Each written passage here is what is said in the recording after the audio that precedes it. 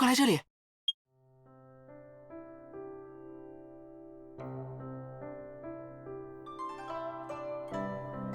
别怕，有我在，我们不会被发现的。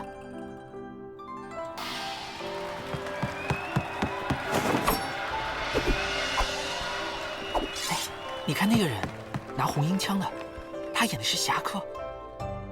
君子翩翩，漂泊世间，银鞍白马，除奸斩邪。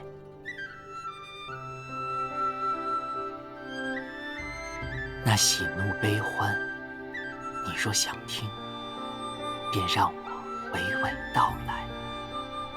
哎，你说，我以后也会成为这样的英雄吗？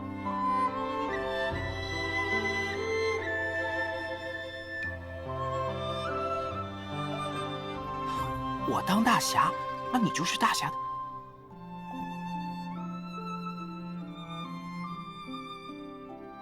哎，先不提如此遥远之事了。元夜那日，他们就要登台表演，我们也来看吧。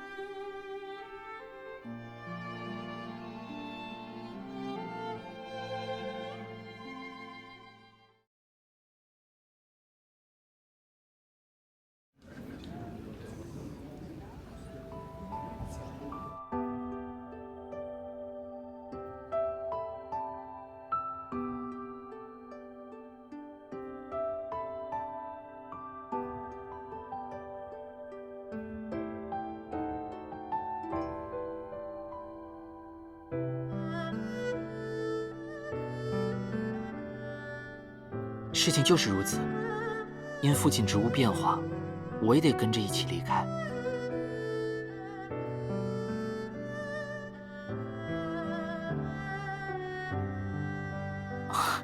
只是迁居而已，我总不会突然失踪吧？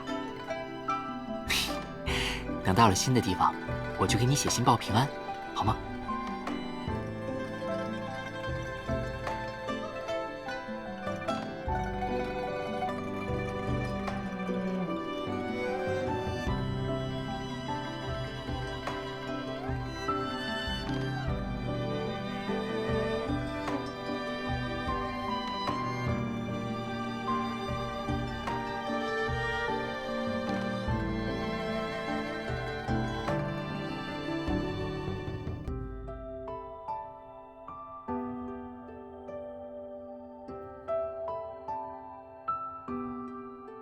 没错，大侠玄武已在城中潜伏多日。这次他能否成功？哎呀，捕快大人，我是不是吵到你了？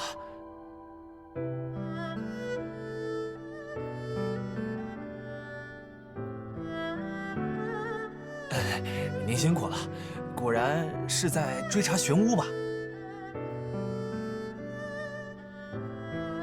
哎呦，听说玄武擅长变装，所以极难被抓住。哎，都说最危险之处恰恰最安全，他不会伪装成捕快，在城里通行无阻吧？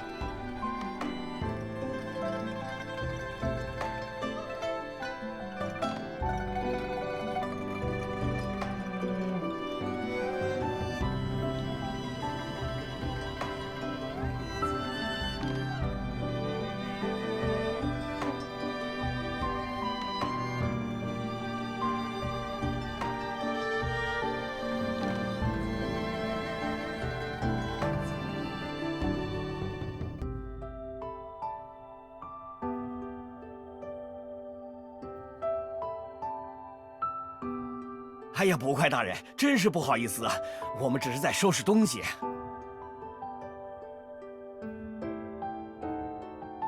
本来是想演的，可是，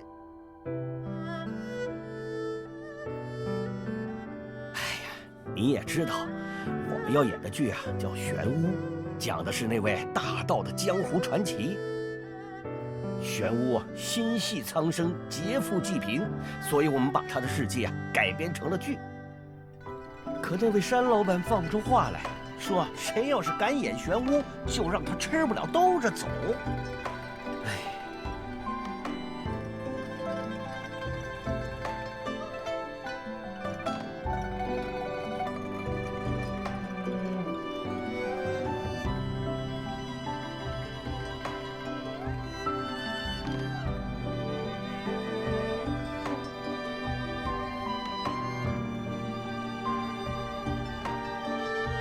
想演也没法演了呀，城里有名的武生都不敢登台。这没了主角，这还能叫戏吗？唉。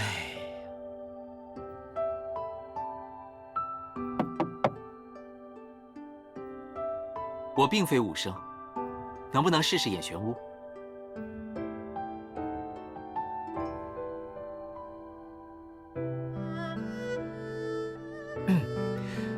我刚在外面打听，你们这儿好像缺演玄巫的人手。缺。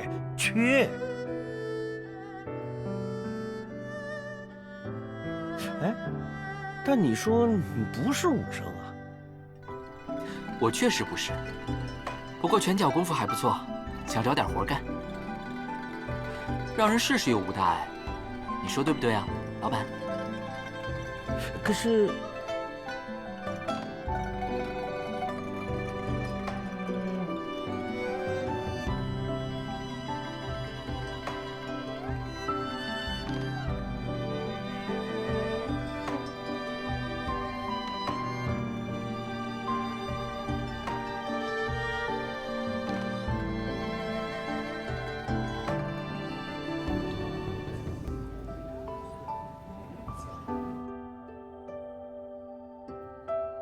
多谢，事不宜迟，不如现在就开始。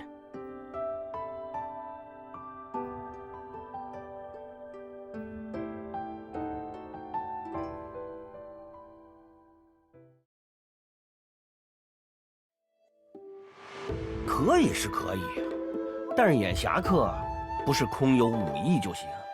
这台词儿，我当然背得滚瓜烂熟了。你要是不信，现在我便给你演一段，如何？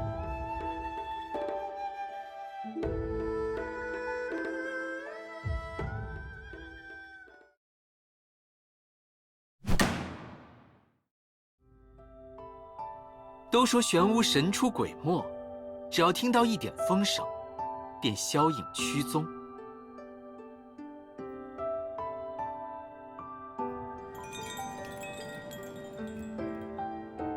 哼，笑话！我蛰伏世间3年又3年，怎么忍得了这种污蔑？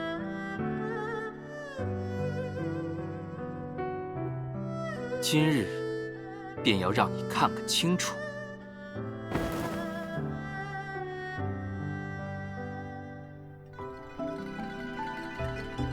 这银鞍白马的游侠究竟是什么模样？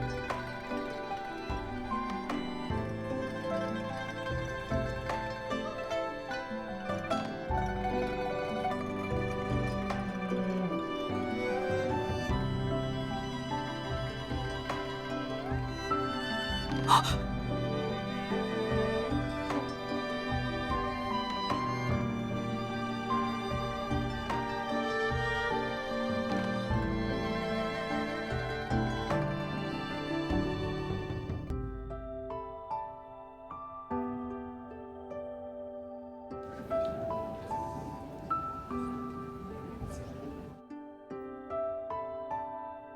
是你吗？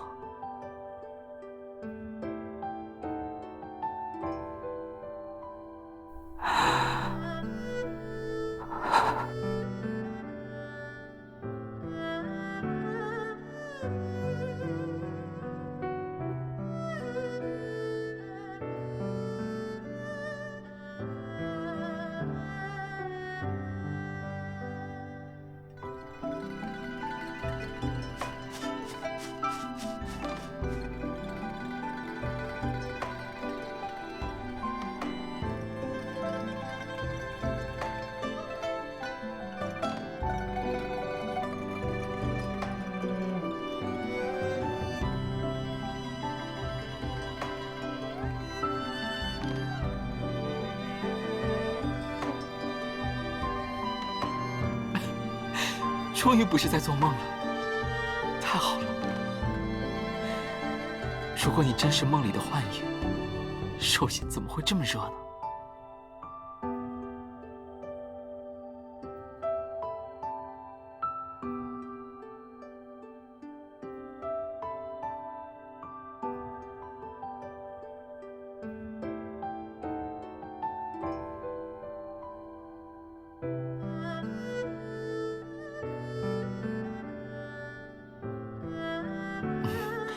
该从哪里说起呢？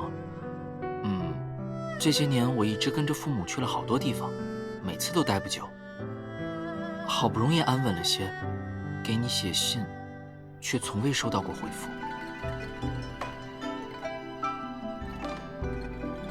你也迁居了，我写的地址从未改过。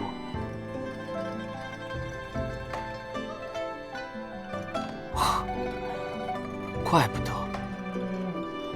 唉，都是造化弄人。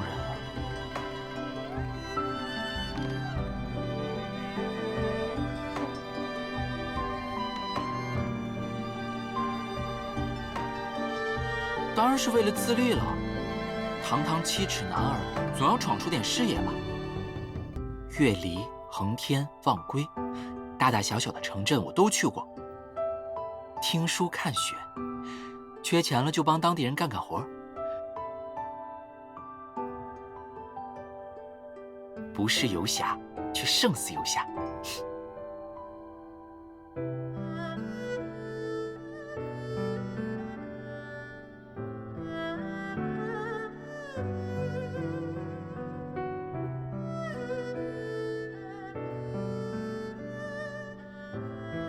哎，怎么老说我呀？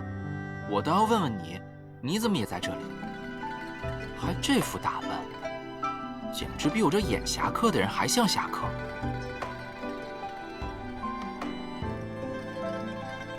因为我，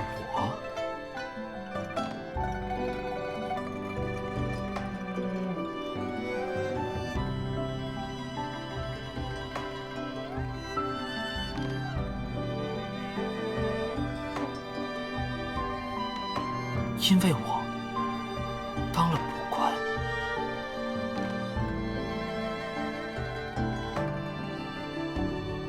居然是为了我。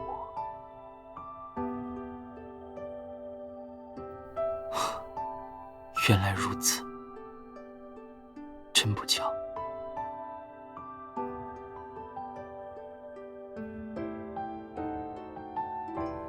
哦，不巧你们都猜错了。我家惹了事，我怎么不知道呀？根本没有什么阴谋。我父亲不久前辞官归隐，和母亲退居田园，悠闲得很呢。悠闲得很。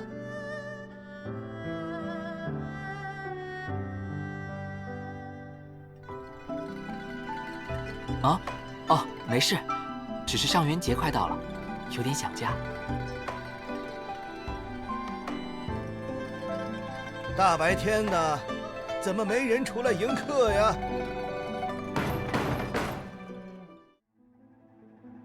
这是来了来了，这就给您开门。总觉得来者不善，我们也出去看看吧。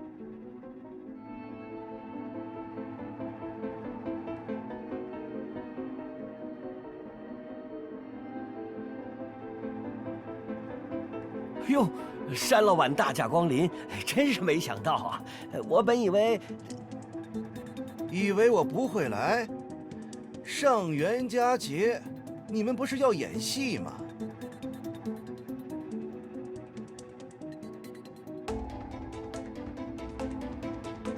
知府大人都要来看戏，那我肯定要一起。你们演什么？不会还是玄武吧？这……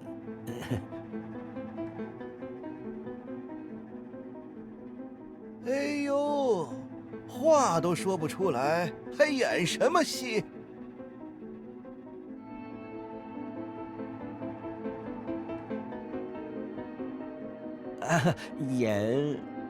我们演。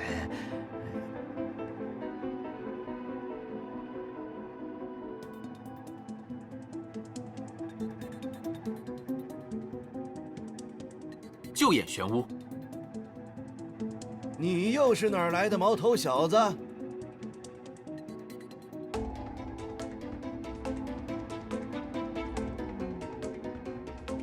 我正是被班主请来演侠客玄武的人。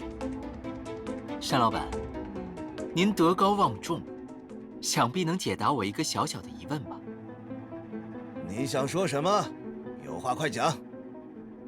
我听城里的人说，山老板您忌惮侠客玄巫，所以看玄巫上演，不免心惊胆战。这玄巫心系百姓，只惩罚有罪之人。您兢兢业业，挣的都是正道上的钱，何来忌惮一说呀？你，想必您是被污蔑了吧？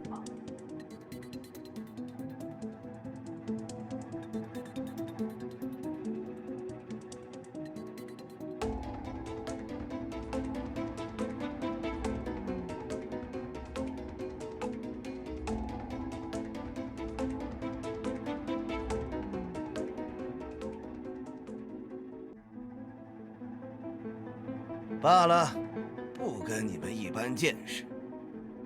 我山某人心胸宽阔，至于什么忌惮之说，等我上元当晚来戏园，谣言必不攻自破。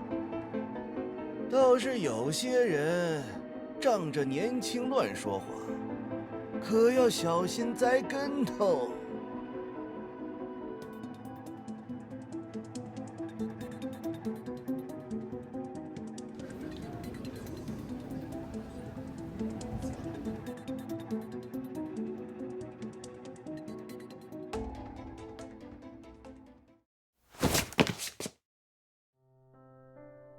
哎，为何躲起来啊？山老板都走了，已经没事了。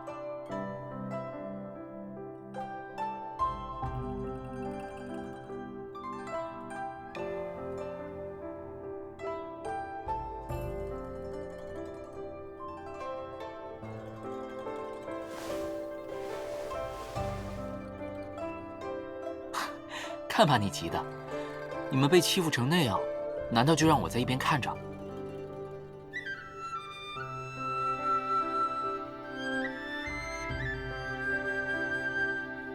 你这话说的，也太小看我了吧！现在站在你面前的，可正是大侠玄武本人。身为侠客，保护大家可是天经地义的事。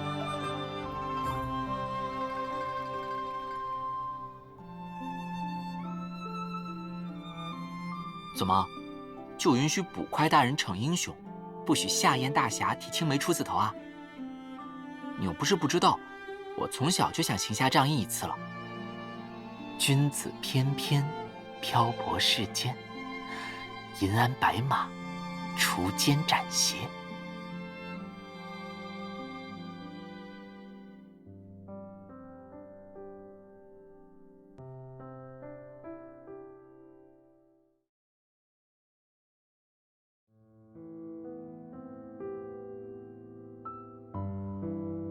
原来传闻是真的，玉安城里的捕快们这几天全部出动，就是为了抓玄巫啊。但玄巫不是个侠盗吗？很多百姓也夸他好，这样你们也要抓他吗？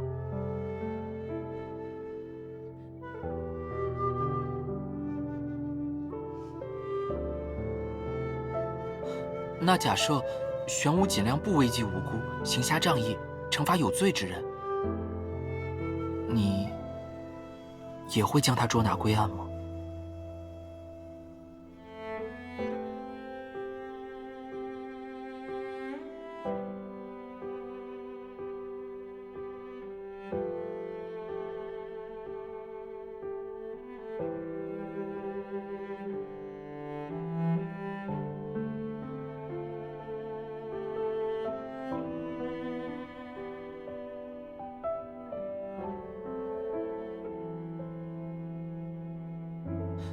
可玄武现在并未伤害任何人，他惩罚的都是有罪的恶人。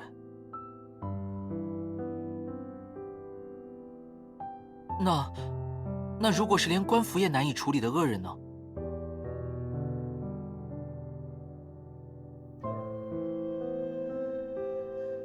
哦，没什么，我明白你的想法了。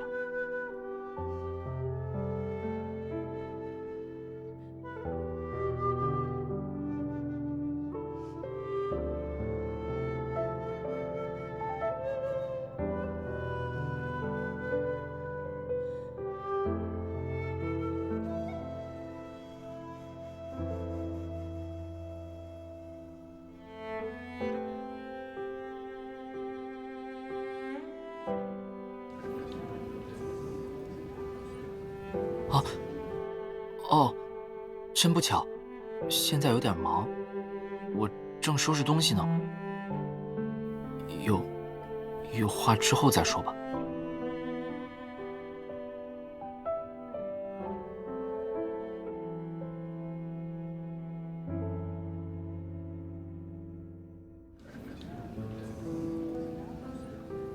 哦，我正要去铁匠铺，一时半会儿走不开。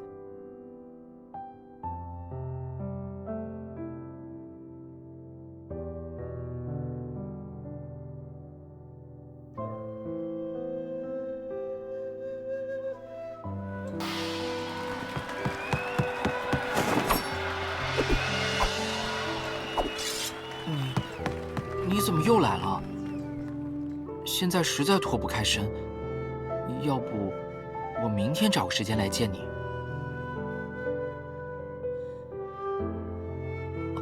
我没有，我只是……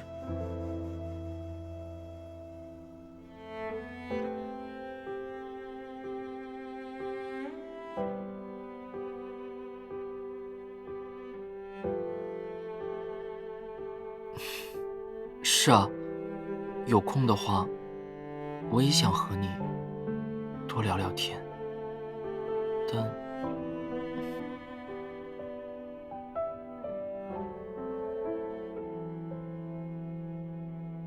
哦，没什么，抱歉，是我的错，我最近确实有些忙。你等等我，等我忙完就去找你叙旧。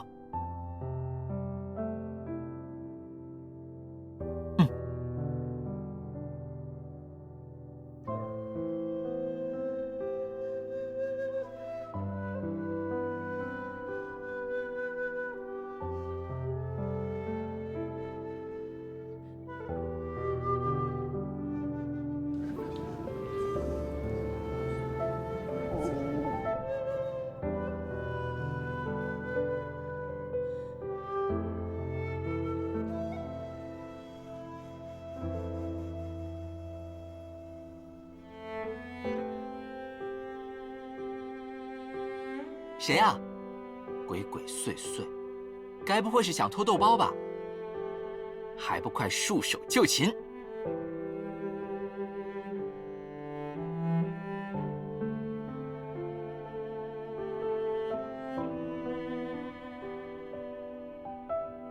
哎，我刚买的糖糕，不对，应该说是给你买的糖糕。跟了我这么久，也不知道去吃点东西。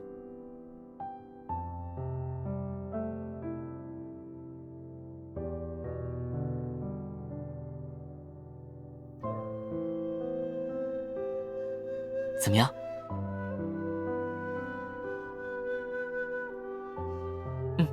我再去买一点吧。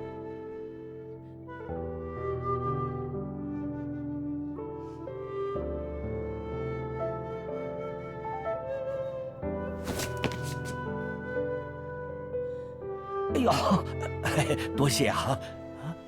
捕快大人。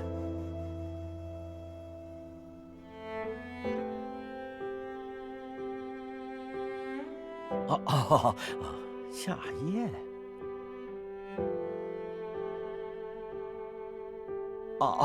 没事没事，我不打扰你们了。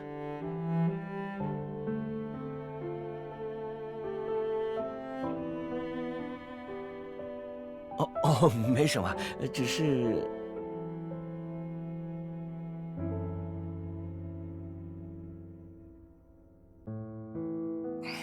捕快大人，您是捕快，无论何时都会做到大公无私，不带私情吧？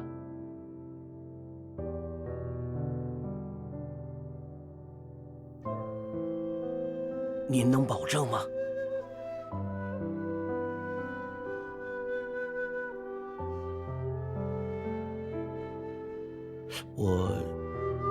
我觉得夏夜可能有点反常。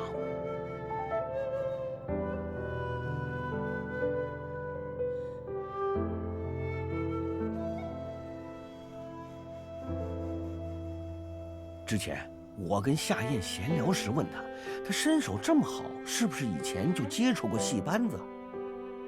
他说，他在其他城镇游历时，确实帮过那里戏园班主的忙。可我认识他提到的那些人，他们一直人手充足，从没听说过请帮手啊。还有其他不少与他有关的小事儿，当时觉得没什么，但细想起来，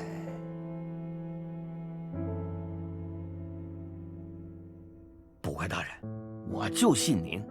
您觉得夏燕她会撒谎吗？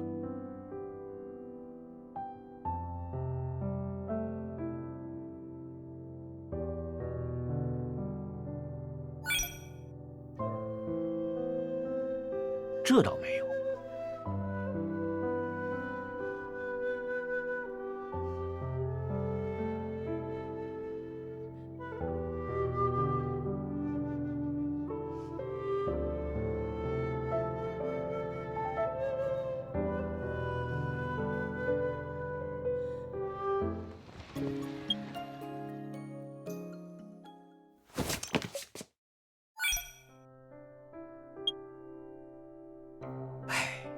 也是，他是个很好的孩子。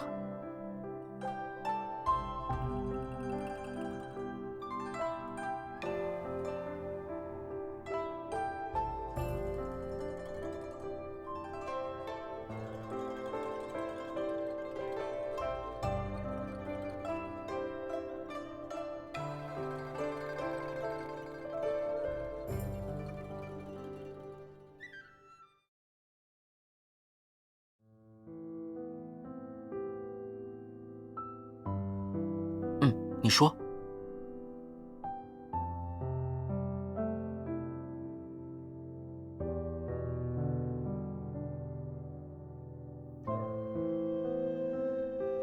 你为何想听这个？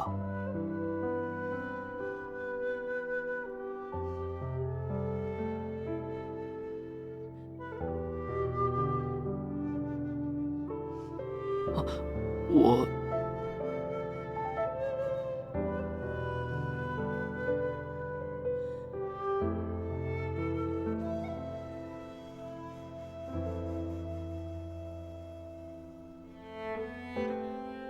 那些都讲过了，还有什么好讲的呀？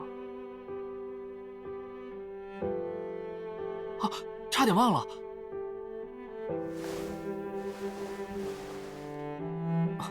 我得回西园一趟，有点急事。剩下的话之后再说吧，告辞。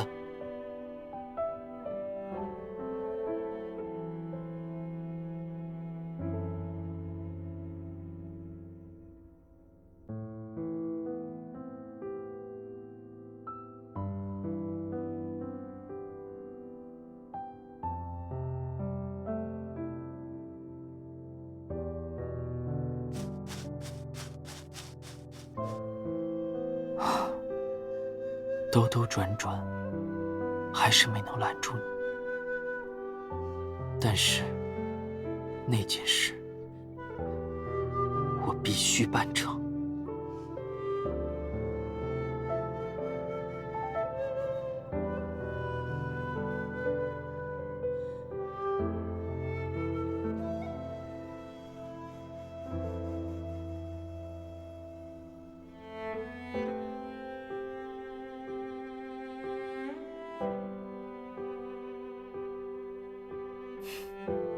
你也来了。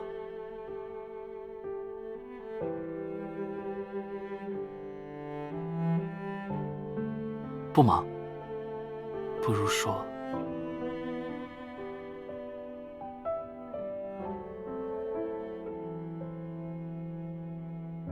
正式上台前，我还有很多时间。你想和我说什么？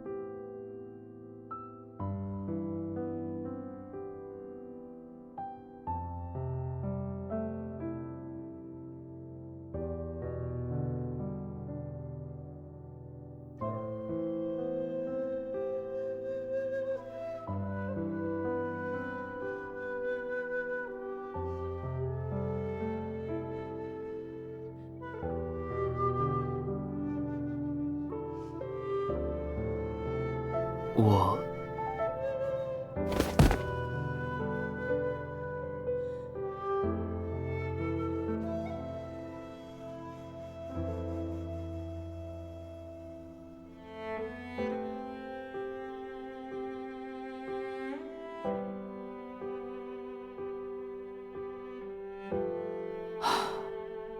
你跟我来，这里人多眼杂，我们换个地方说话。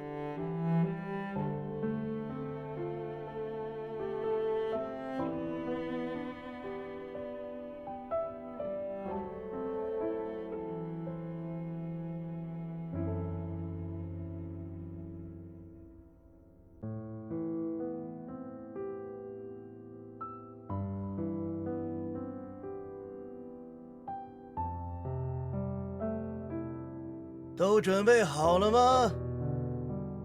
万无一失。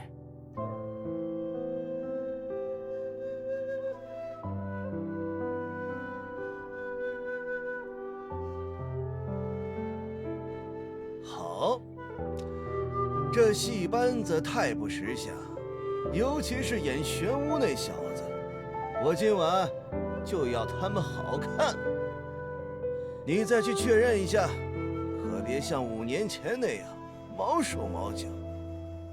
还记得吗？那个老刁难我的小官，姓夏的。跟你们说了，找点土匪混混，随便整整他家，给个下马威就行。结果闹得那么凶，还好有我善后，别人才没查过来。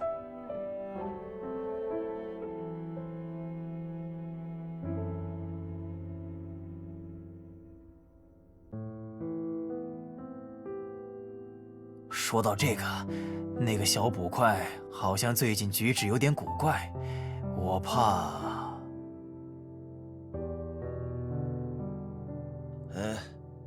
那人之后处理也来得及。你给我听好了，等玄武演到高潮，就叫我们的人弄出点动静，吓唬吓唬台上的傻小子。我还要在这儿看好戏呢。明白没？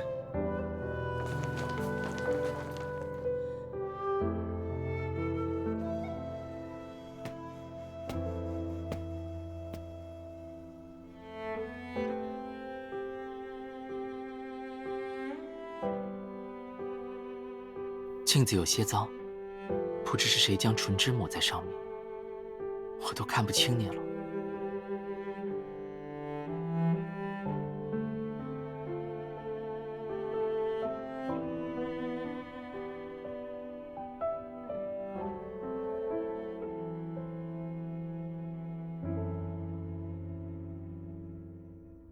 关于真相，其实单老板只说了一半，剩下那一半，我来告诉你吧。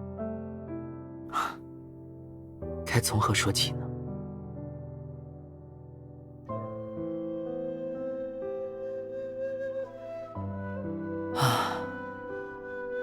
你可还记得，有一年上元节，我带你偷偷去看戏班排练，他们也演的是侠客。当时和你约好要去看戏，我却一个人跑了。说不定现在可以弥补这件事。我还想再练一会儿台词，不知道演得像不像。你愿意看吗？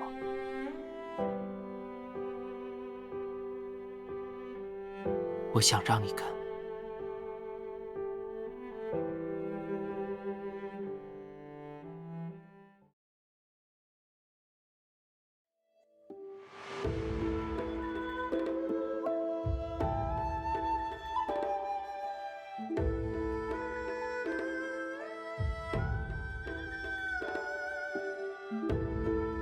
你问我为何当玄武，现在告诉你也无妨。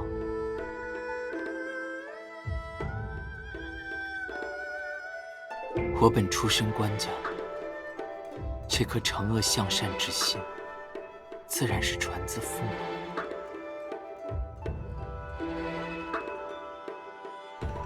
没想到。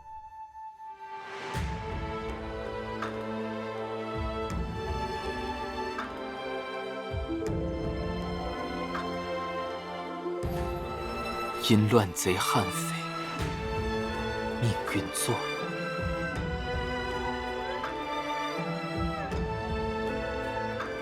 还记得吗？那个老刁难我的小官儿，姓夏的。跟你们说了，找点土匪混混，随便整整他家，给个下马威就行。结果闹得那么凶，一夜之间，尽失倾国。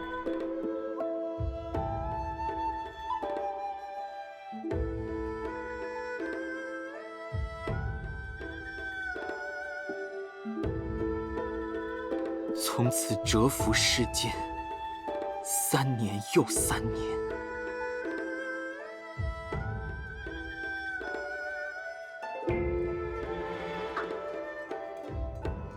哼，笑话！我蛰伏世间3年又3年，怎么忍得了这种污蔑？忍得了粗茶淡饭，忍得了讳言污蔑。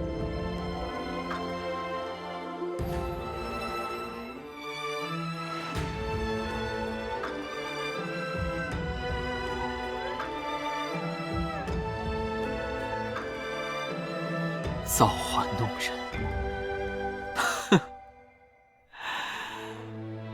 造化！我以为那晚以后，我就被抛弃，成了不被眷顾的人。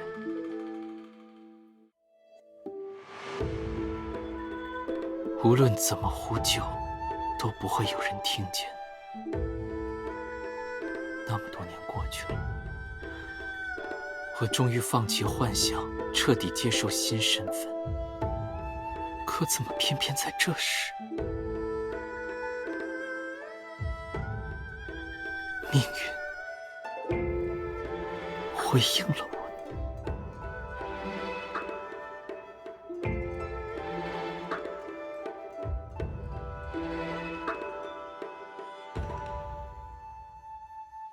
君子翩翩，漂泊世间，引鞍白马，楚肩展血。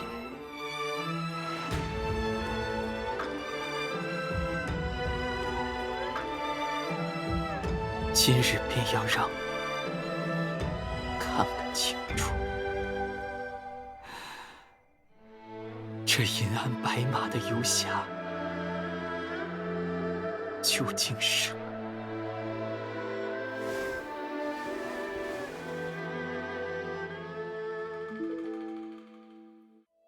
什么模样？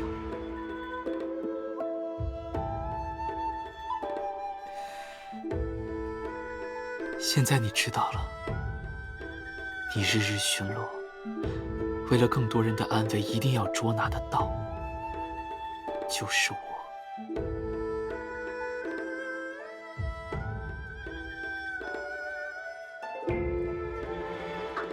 我知道，当时你说的话都是对的，但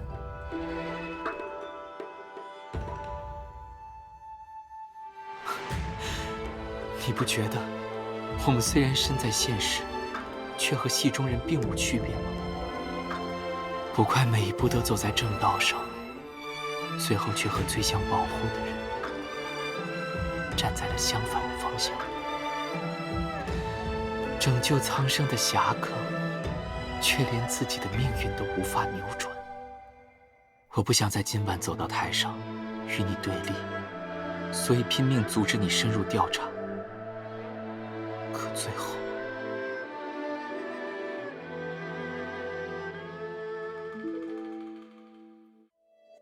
那就告诉我呀。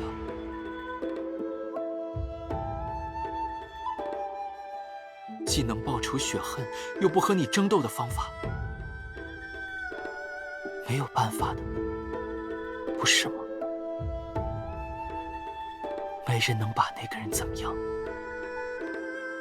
什么问题都解决不了。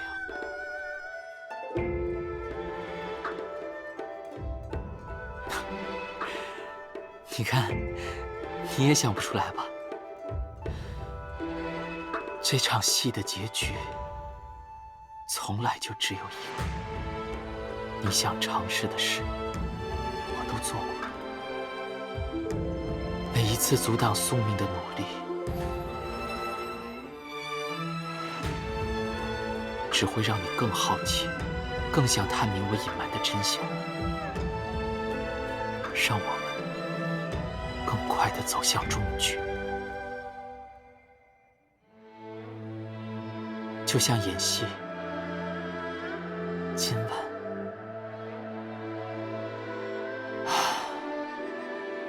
今晚就是最后一幕了。徘徊于黑暗的侠客终于走到台上，向人们揭露富商的罪行，取他性命。这是我必须要做的事，谁也不能阻止我，不管付出什么代价。但如果我真的做了这件事，我们之间便再也无法回头。所以，你现在要怎么做？要抓我吗？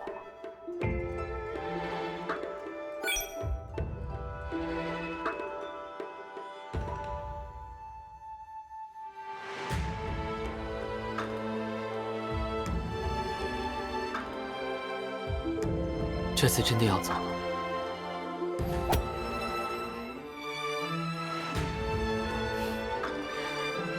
你不用担心，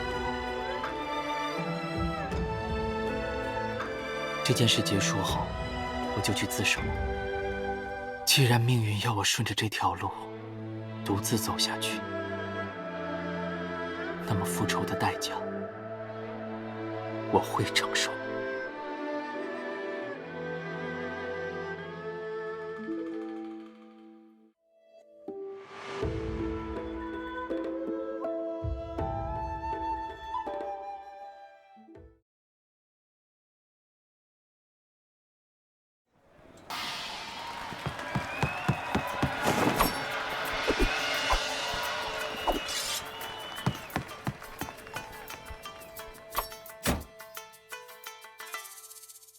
即兴演出，哎呦，这下可有好戏看了。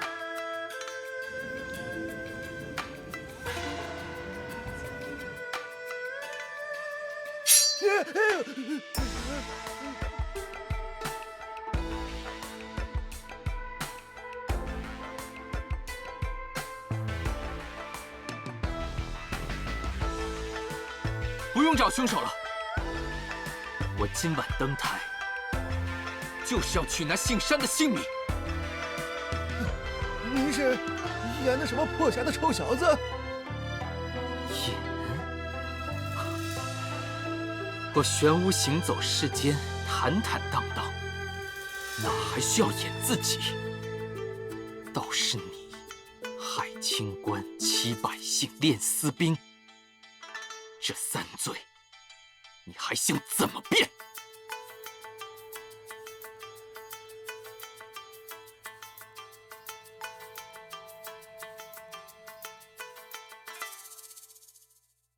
还愣着干什么？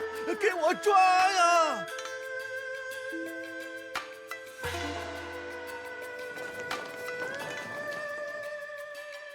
哦，刀，他们有刀啊，不是官府的人。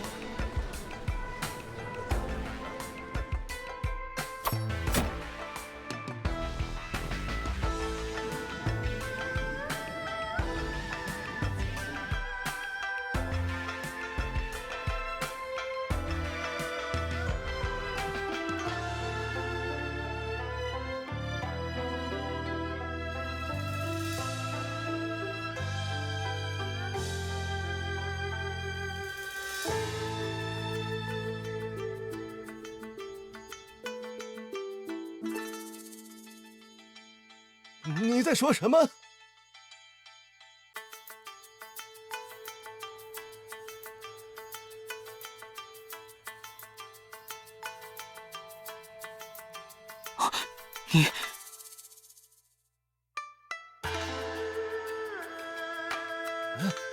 你这个是玄武，那个也是，到底是哪个？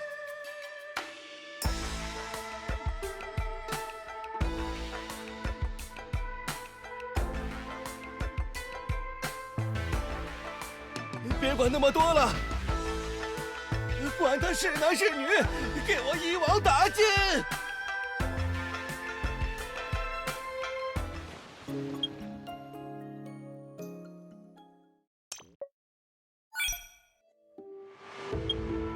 什么？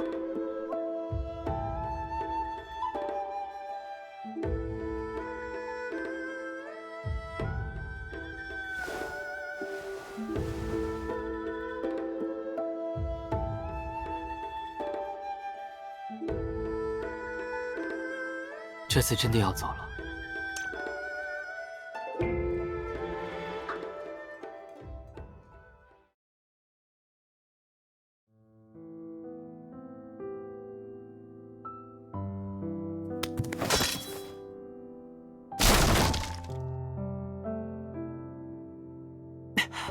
没事吧？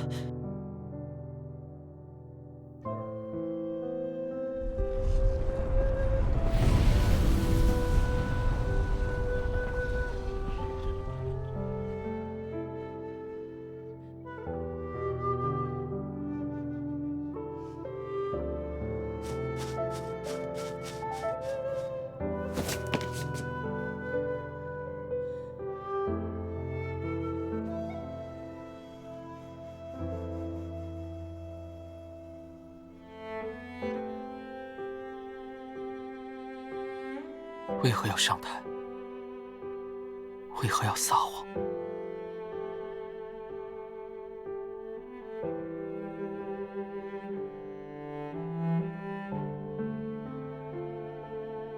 为何说自己是玄武？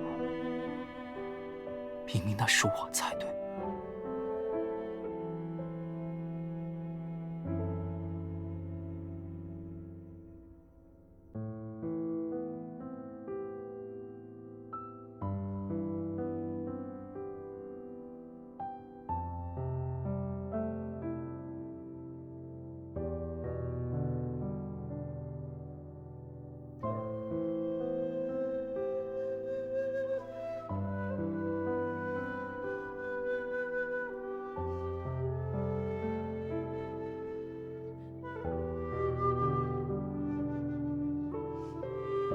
不，你不该这么做的。你为何要跟来？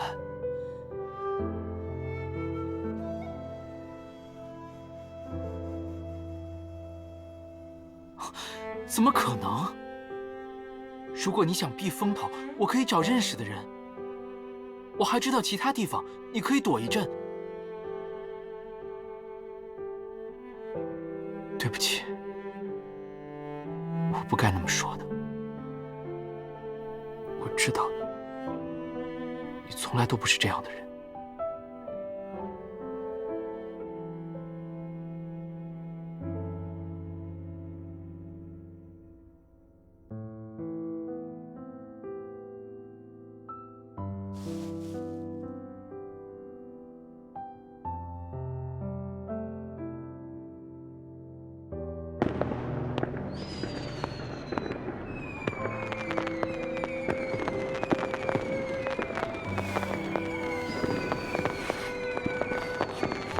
没事了，我还以为是有人追过来。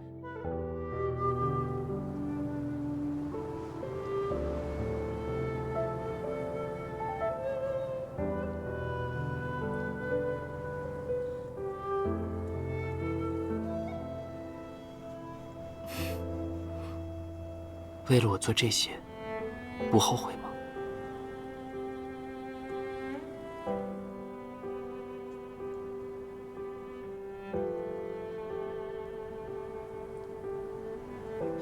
可你本不必装成我，更不用承受这个身份所要承受的一切。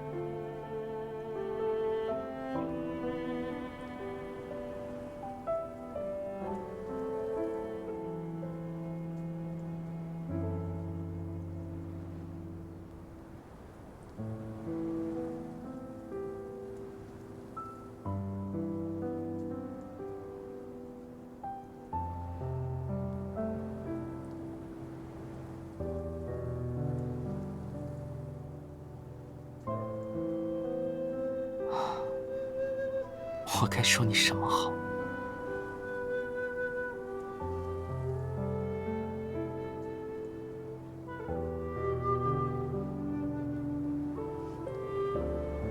看来到最后，命运还是和我们开了个玩笑。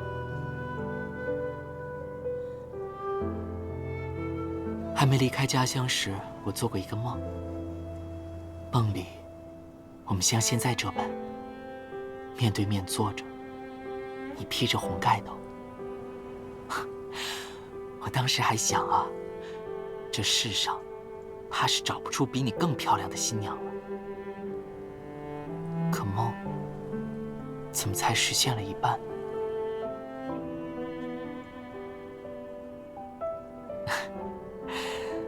这新娘子带什么不好，偏偏要带我的斗笠。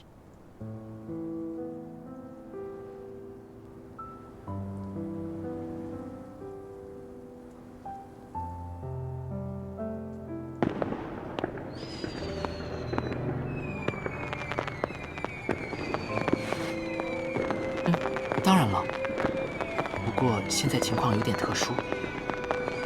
那侠客戏你要是想听，我在这念给你，好吗？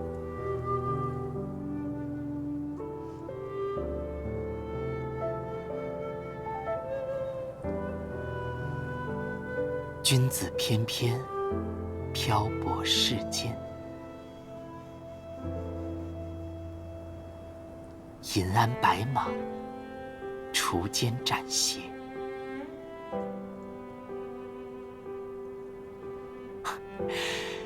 那喜怒悲欢，你若想听，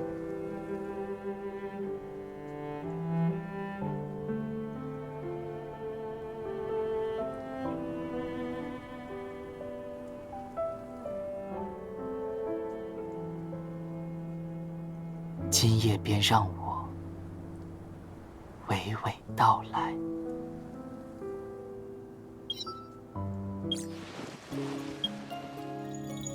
哎，快过来！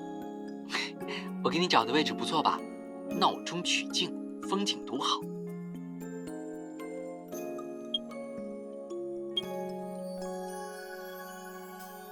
又在找我的剑在哪里啊？你不知道，他的故事可精彩了，要追溯到一位仙人。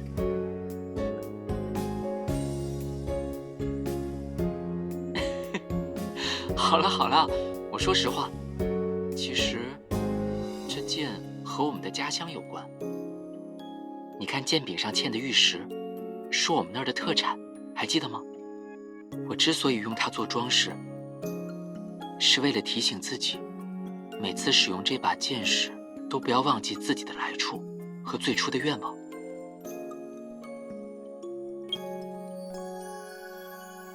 是吗？还是我自己来吧。上次你剪得太短了，还笑我那么久。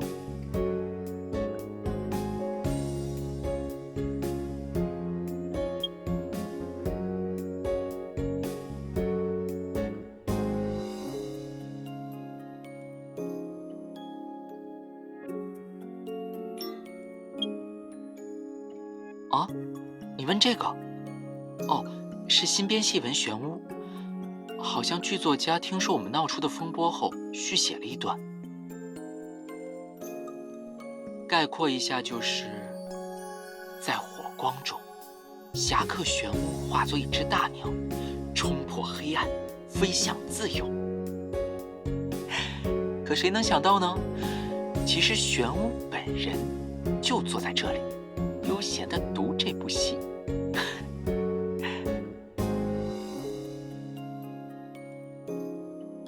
哎，说到这个，我正想问你呢，如果是你，会给玄巫一个怎样的结局？既然我们现在都是玄巫了，我想听听你的选择。其实月安城的新知府大人，哦，就是赦免我们的那位，他查案时遇上瓶颈，想找我帮忙。当然，我也可以回绝，说已经决定和你归隐田园。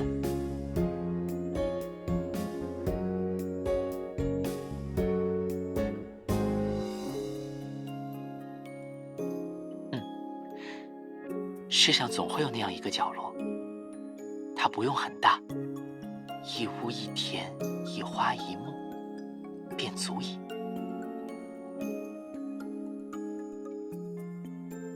没关系，不管你以什么方式走向何方，我都会如你陪我承担一切那般，与你同行。